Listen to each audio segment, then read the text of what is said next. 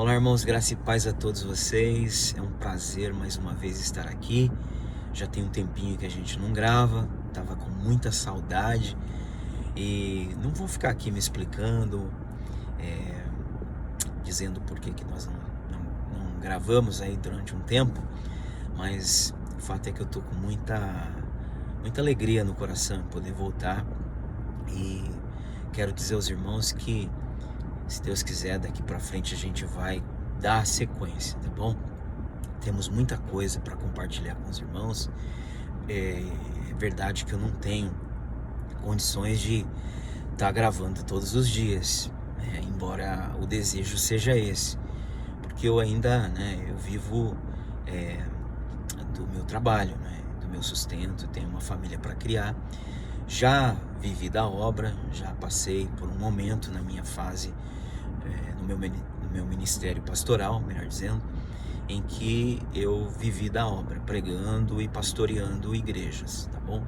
Mas no momento agora eu estou mesmo trabalhando bastante, mas sempre com o coração e a mente, voltados para a palavra, que é aquilo que de fato eu amo, eu amo essa palavra viva que é o próprio Cristo, e que nos alimenta, nem só de pão vive o homem, mas de toda a palavra que sai da boca de Deus, Bom, irmãos, então eu tenho aí um desejo no meu coração de começar a gravar os enigmas que o Senhor me deu, e tem me dado por infinita misericórdia do Senhor, O Senhor tem me revelado aí muitos enigmas na palavra.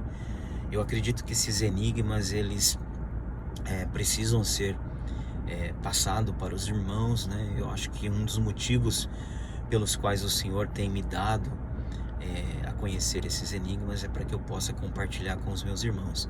São enigmas que estão dentro das Escrituras, não tem nada a ver com questões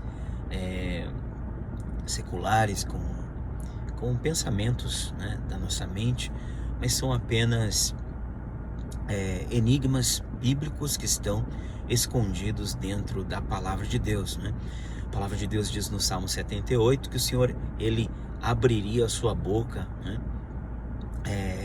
em parábolas e falaria enigmas da antiguidade para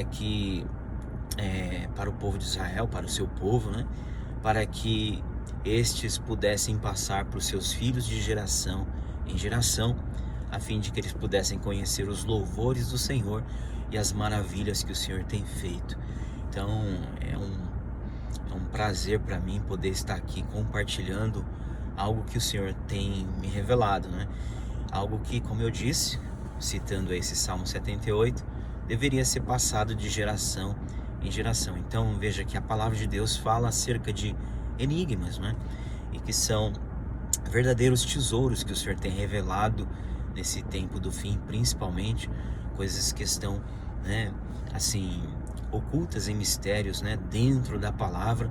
E todo aquele que ama o Senhor, e que busca conhecer a sua palavra, o Senhor, ele revela os seus mistérios, para aqueles que o amam, para aqueles que o buscam, Então, irmãos, eu tenho recebido do Senhor muitos desses enigmas, e são enigmas que estão dentro da palavra e por isso, estão de acordo com toda a palavra, ou seja, é algo que o próprio Senhor escondeu dentro da palavra, Isso me faz lembrar de Colossenses capítulo de número 3, no versículo de número, Colossenses capítulo 2, versículo 3, que o Senhor, falando ali pelo apóstolo Paulo, ele disse que o desejo do seu coração, era que nós pudéssemos ser cheios de toda a plenitude do conhecimento, da riqueza,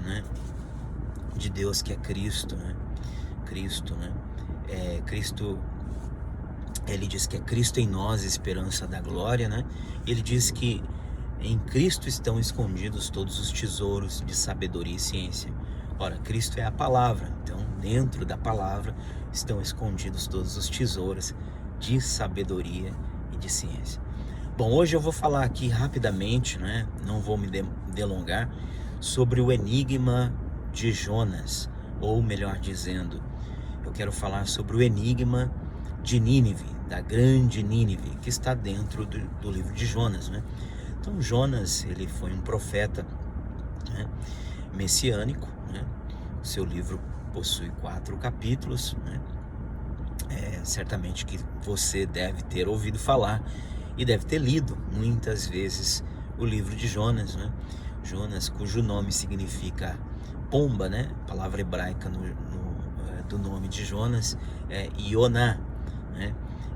Então essa palavra Ioná significa pomba, tá bom? É uma alusão ao Espírito Santo, certamente que sim. Jonas ou Ioná, ele agora me fugiu da memória o nome do seu pai, né?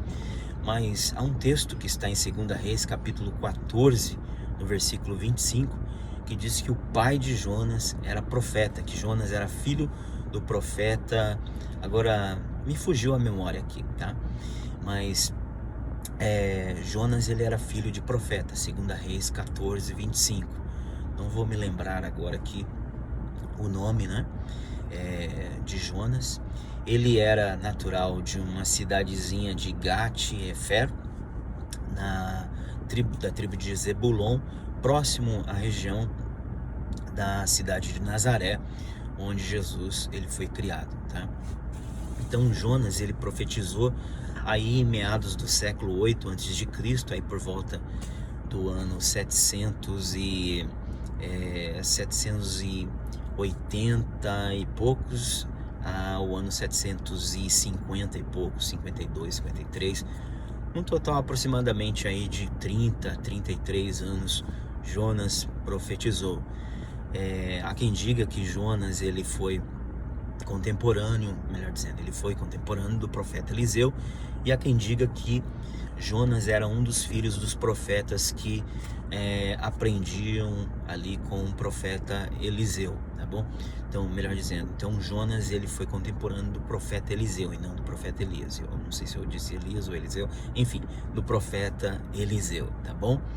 E então há quem diga que Jonas era um dos filhos dos profetas, né, que aprenderam ali na escola dos profetas, escola, né, dos profetas ali de Eliseu, amém?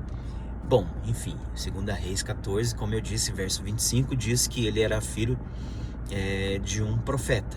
Eu acho que era Matai, uma coisa assim. Não me lembro agora do nome do pai de Jonas. Enfim, eu me lembro do significado do nome do pai de Jonas, que era a minha verdade, né? Ou seja, o nome do pai de Jonas era a minha verdade, o significado. Bom, enfim, ele profetizou também nos dias do rei Jeroboão II, né? Então, que era rei da casa de Israel, ou seja, Jonas era um profeta da casa de Israel, ou seja, das 10 tribos do reino do norte. Israel havia sido dividida pelo próprio Senhor nos dias do rei Roboão, filho do rei Salomão, né? Então houve ali aquela ruptura, da qual não vou falar aqui, mas após essa ruptura dividiu-se então o reino de Israel em 2 casas, casa de Judá e casa de Israel. A casa de Judá ficou com 2 tribos, tribo de Judá, tribo de Benjamim, e a casa de Israel ficou com 10 tribos. Então Jonas, ele era um profeta da casa de Israel. E aí então, né, a palavra do Senhor diz, né, nós conhecemos a história no livro de Jonas, que o Senhor então dirigiu-se a palavra ao profeta Jonas e disse: olha, vai, dispõe-te, né, e desce até a cidade de Nínive, né, a grande Nínive, e profetiza contra ela, né, uma palavra, porque a sua maldade subiu até mim. Entretanto, a gente conhece a história, sabemos que o profeta Jonas, ele, ao invés de obedecer à palavra do Senhor, ele se dispôs a descer até Tarsis, né?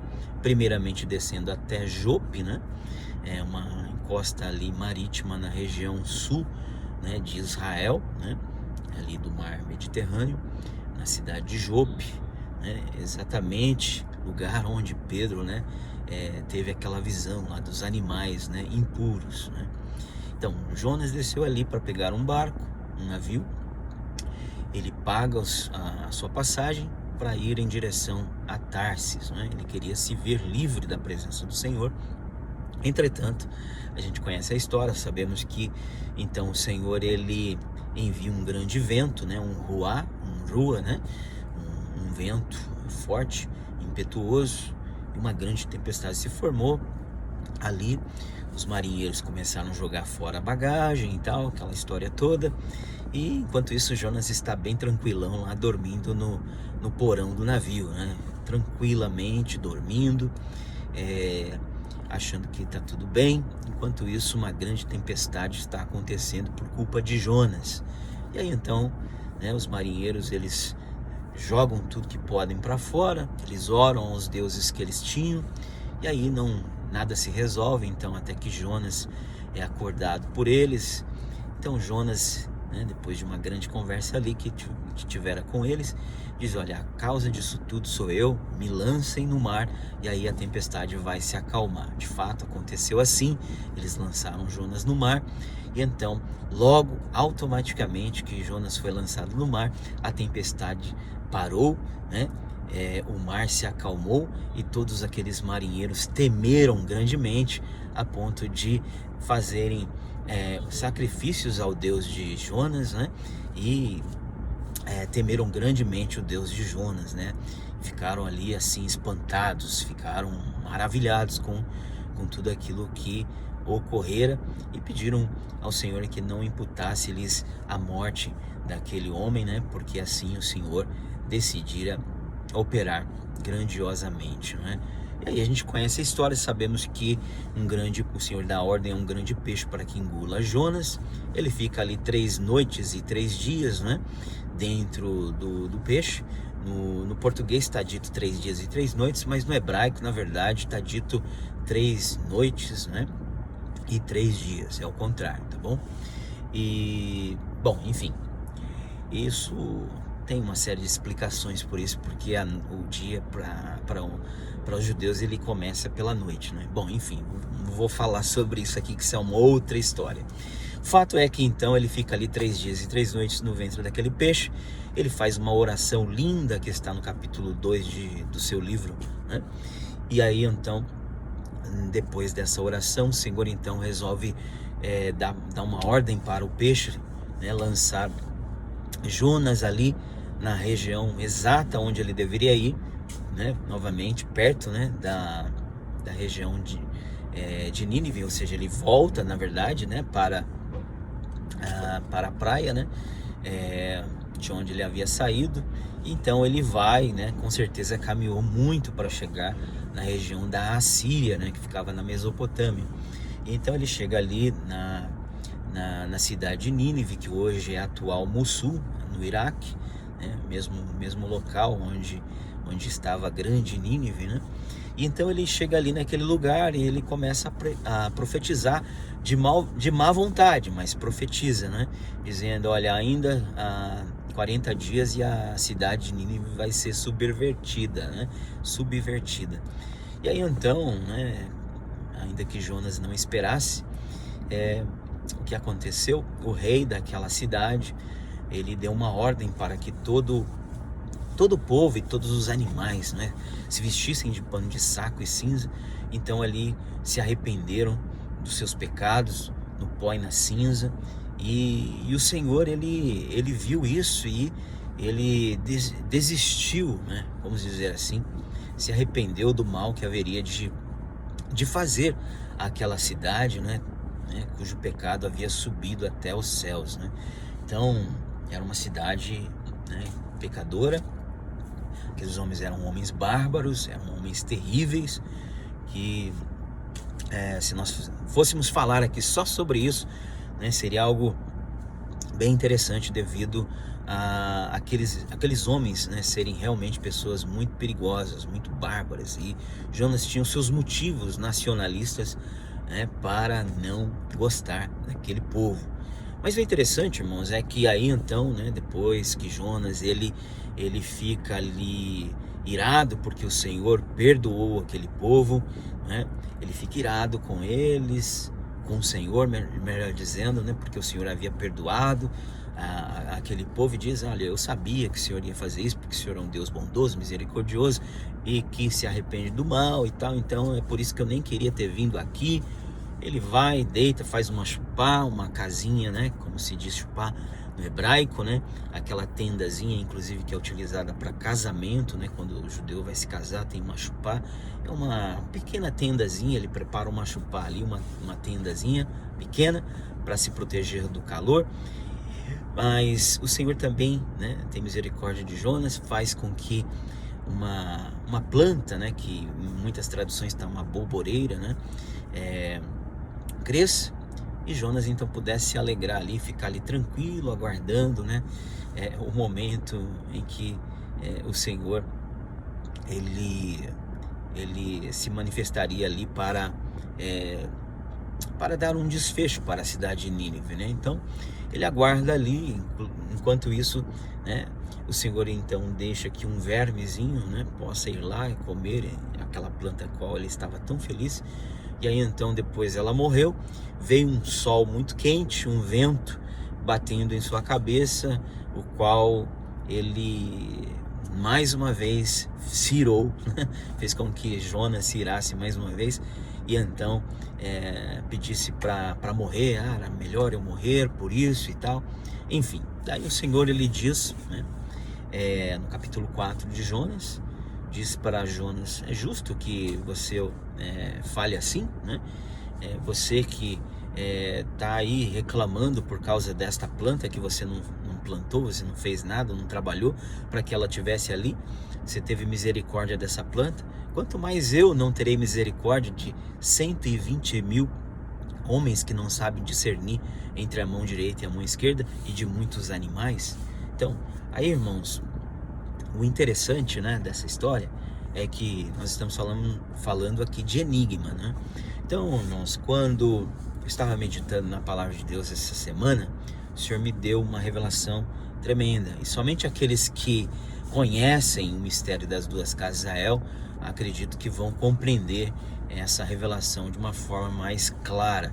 Talvez você que nunca ouviu falar do mistério das duas casas de Israel, talvez não vai compreender assim, né, logo de cara, né? Mas é bom que você possa meditar e refletir acerca daquilo que eu vou falar. Então, irmãos, esses 40 dias nos quais Jonas profetizou que Nínive seria destruída, isso aponta para 40 jubileus em que o Senhor, ou seja, 40 jubileus, 2.000 anos, cada jubileu são 50 anos cada um, né? Então um total de 2.000 anos, durante um período de 2.000 anos, então o Senhor estaria dizendo ali que essa cidade de Nínive seria destruída. Essa cidade de Nínive, ela aponta para o mundo, irmãos, para o mundo gentílico, tá bom? Então, o mundo gentílico. Então, o Senhor estava dizendo, em outras palavras, que após Jonas ressuscitar, né, apontando isso para Jesus, né, ou seja, Jesus ele ficou morto, né, e no terceiro dia ele ressuscitou. Então, assim como Jonas, Jesus ele também foi até as partes mais baixas da terra, e daí então no terceiro dia ele ressuscitou.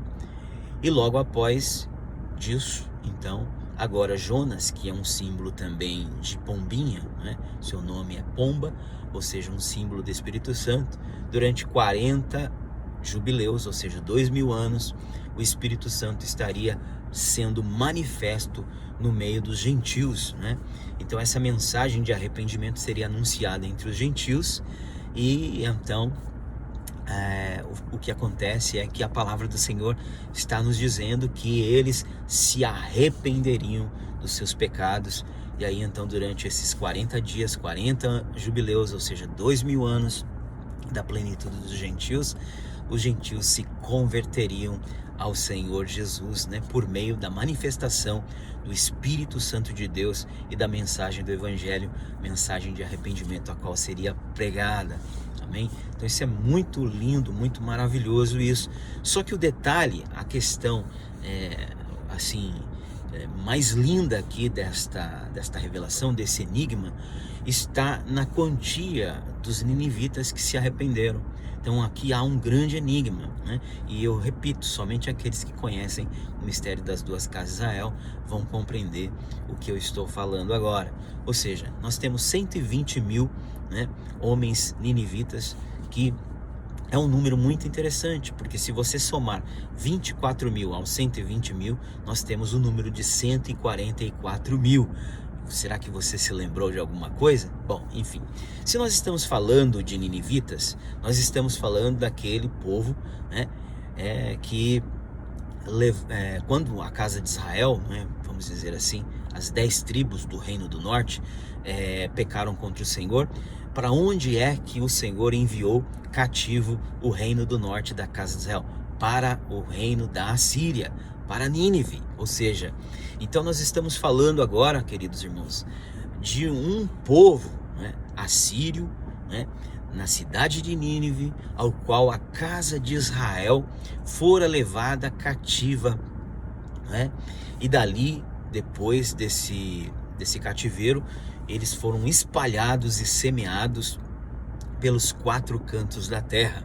Então a casa de Israel, né, ela foi rejeitada pelo Senhor, ela recebeu carta de divórcio, e por muito tempo ela ficaria no meio dos gentios, espalhada, semeada no meio dos gentios, dos goíns, dos povos, das nações. E aí então o Senhor, ele chegaria um momento em que ele restauraria a casa de Israel novamente. Então Jonas, ele também representa a casa de Judá, né? A casa de Judá e a casa de Israel possui uma rixa, possui uma intriga entre eles, né? E então nós vemos aqui nessa história, né, de que Jonas, ele também tinha esse problema com, né, os ninivitas, porque os ninivitas, falando de uma forma metafórica, apontam e representam a casa de Israel, ou seja, que se mistura com os povos, que se torna gentílica, e agora o Senhor olha para a casa de Israel em meio aos povos, e ele tem compaixão desses 120 mil, né, ninivitas, que é um número simbólico e espiritual que aponta para os eleitos da casa de Israel. Agora, lembram-se de Apocalipse capítulo 7? Vocês se lembram de Apocalipse capítulo 7? Que nos diz que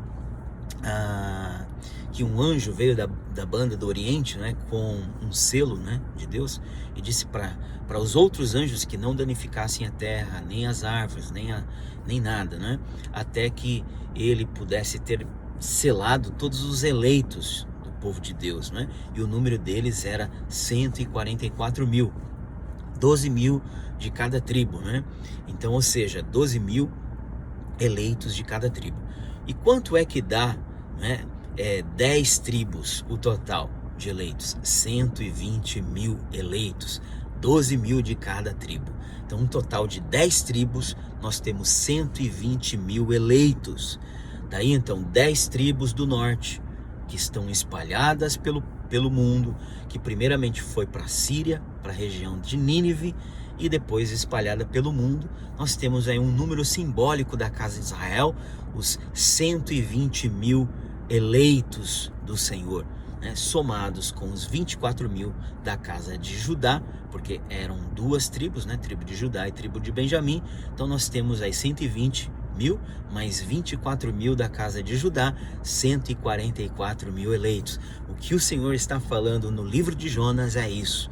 O Senhor está dizendo assim: olha aqui, Jonas, você vai representar simbolicamente o meu filho Jesus, o qual vai morrer, vai ressuscitar, e após ele ressuscitar, você vai representá-lo através do Espírito Santo. Vai anunciar essa mensagem de arrependimento durante 40 jubileus, 2000 anos da plenitude dos gentios. Muitos deles vão se converter, vão se arrepender no pó e na cinza, e eu, Senhor, vou perdoá-los, né? E eles vão constituir, né, os meus eleitos da casa de Israel, das 10 tribos que se perderam, mas que agora vão ser encontrados. E juntos com os eleitos da casa de Judá, eles formarão os meus eleitos, do meu Israel espiritual, né? 144 mil eleitos, né? Do meu povo, povo de Israel, do Israel, né? Espiritual, o qual crê no Messias, o qual crê em Jesus, Yeshua HaMashiach.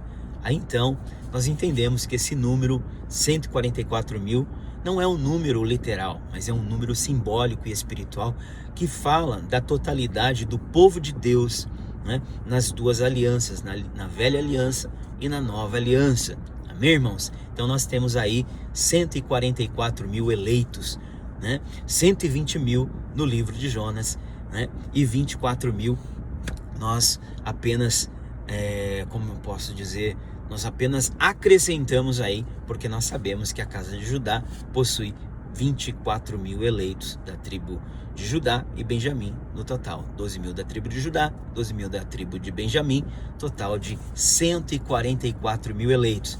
Então é isso, irmãos, aí está o enigma, né, de Nínive, da grande Nínive, os 120 mil eleitos selados que o Senhor está selando durante 2000 anos, 40 jubileus. O Senhor estaria selando eu e você, gentios, que cremos no Senhor, na mensagem do Evangelho, mensagem de arrependimento, estamos sendo selados pelo Senhor nesse tempo do fim, porque o nosso Deus é um Deus de amor, um Deus de graça, de misericórdia, e aprove ao Senhor olhar para nós com misericórdia. Amém, irmãos? Um grande abraço para vocês.